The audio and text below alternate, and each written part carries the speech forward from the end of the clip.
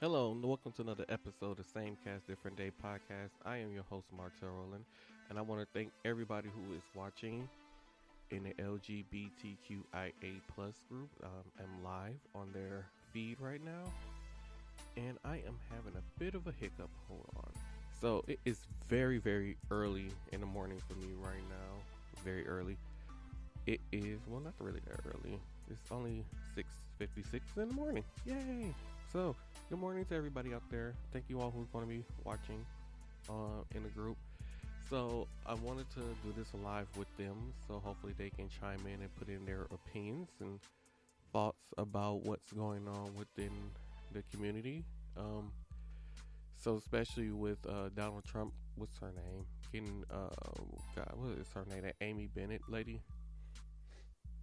The nomination, and they pushed her the nomination, and considering that she can make so many different choices when it comes to laws and everything that's going on, and one of the things that they're trying to take away, basically besides health care for people with pre-existing health conditions, is that they're trying to take away, I know, health care for trans people, which is very sad and just very, very sad.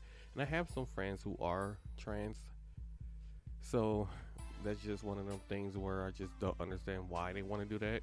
I mean, they're people just like anybody else. I don't know why they feel like they should not have health insurance.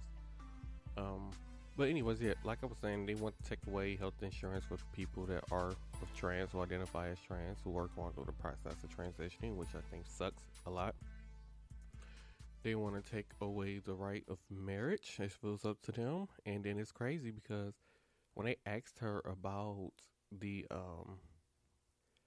I don't think she really addressed it, the community as the community. I think she called them like them people or something, which we know where she stands on them type of things. So it's just a lot of mess that's just going on, especially within that administration.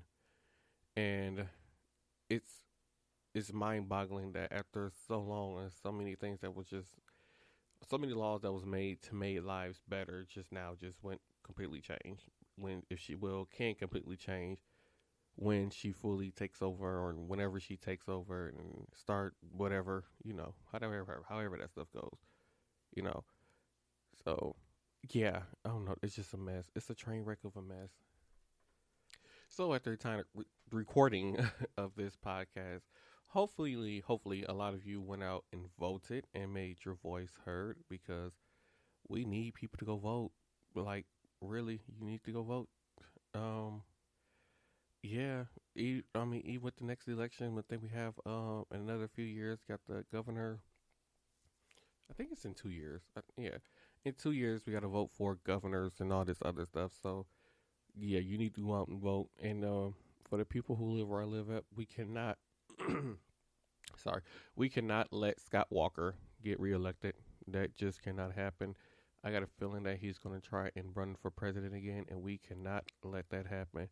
This man who served as a Milwaukee County executive for 10 years, and when he became governor of Wisconsin, he decided that that position was no longer needed. Although he held that position for 10 years. And it's like he set this state back so many years. And it's like now we got Tony Evers in office, and it's like since the House and Supreme Court and everything here is mostly Republican, everything he tries to do, they block it. This man can't get nothing done.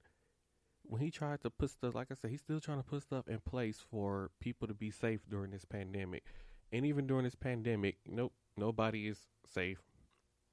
When long as these people are in office making these decisions for us, it took for us to have a very spike in high numbers in cases, coronavirus cases, in order to basically for them to go like, okay, you know what, we do need to slow opening down. We need to do, let's bring this down this back a little. Because I think he put an order in for things to go back to only operating at 25% capacity. And what did the Republicans do? They go to court and they challenge it and win, and his decision get overturned. And then the judge go back and overturn his decision. Like, no, we can't operate above above 25% capacity, just for the simple fact that our numbers are high. They opened up the makeshift hospital at what's that place called? State Fair, on the State Fair grounds, which is crazy because only patients who go. I think that hospital is kind of wasting money because only patients who go to that hospital is basically people who have tested positive for the virus and basically don't have nowhere to go to quarantine if they don't live in a house that's big enough to quarantine where they have their own bathroom or whatever. So it's like if it's like a coronavirus patient who's in need of a vent or anything, they will still go to the regular hospital. And I guess these other people who really don't need to be in the hospital but test positive and don't really need but can't be at home to quarantine goes. I said that out loud. That sounds stupid. Who thought of that idea? Because I thought the whole point of it was to relieve the hospital systems here with from all the buildup from coronavirus and then people coming in with flu-like symptoms and all this kind of stuff. So I'm like, what is the point of all that? So yeah, like I said, when I say it out loud, it sounds pretty stupid. So yeah, I don't. We need, like I said, we need to do better. A lot of people need to learn how to go vote. Because like I keep saying on a past episode, I know so many people who only go vote for president. You need to do so much more. Because there's only so much a president can do when they don't have the people who represent their party in the in the Supreme Courts, in the what's the other one I'm thinking about? Supreme Court, the legislator, the senators, all this stuff. Like if they don't have the people they need, of their party in that position, not really nothing that governor or president can do.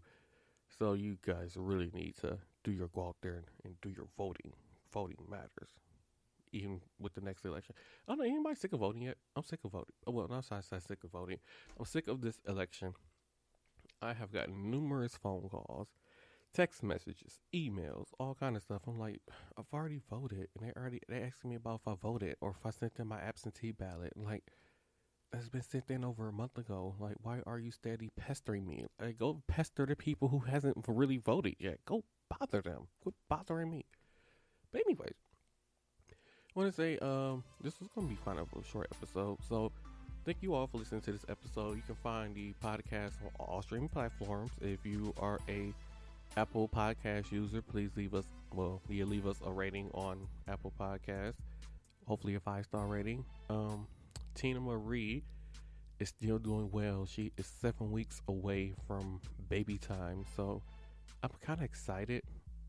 I'm really more excited to see what the baby gonna look like. Just if I can come up with a name for the baby. Because one of her kids, the oldest one I call the 30-year-old, and then the little one, the other one. So, little one is the little one. Oh, anyways, yeah. So anyway, thank you all for listening to this episode. Hopefully next time I can get more of the LGBTQIA plus science group to join in with me. I know I did this kind of early in the morning, so sorry. So anyways, yeah, thank you all for listening. You can find a podcast on Facebook, Twitter and Instagram at SCDD Podcast, and you can find a podcast on Facebook at Same Cast Different Day Podcast, and you can find me on Facebook, Twitter, and Instagram at MARTEL ROWLAND. So thank you all for listening to this episode. Hope you come back next week.